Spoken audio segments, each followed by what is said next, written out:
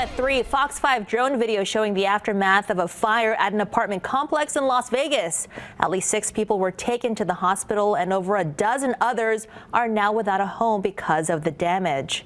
Here's a closer look at the exact location of the Tides apartment complex off Charleston Boulevard and Torrey Pines Drive.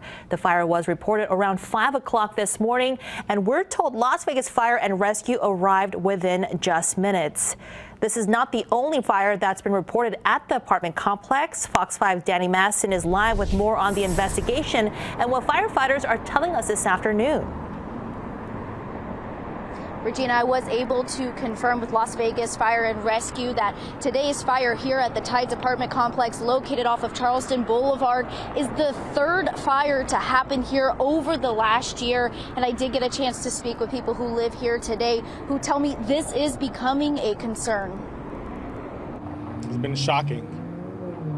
It's sad. It was a scary sight for the people living at the Tides apartment complex off of Charleston Boulevard when they woke up to this Tuesday morning. I walked out and I looked around and I seen just everything going on. My neighbor was crying outside. Larry Myers says during his 4 years of living at the complex, this is the third time he has seen the place go up into flames. I don't know if people are being careless with their places, not plugging in wires the wrong way. We do have fire causes in these older buildings from bathroom fans. And that's not all. In November of 2022, Deputy Fire Chief Robert Nolan tells me a fire broke out because of disregarded smoking materials, and another in April of this year that was caused by pots on the stove.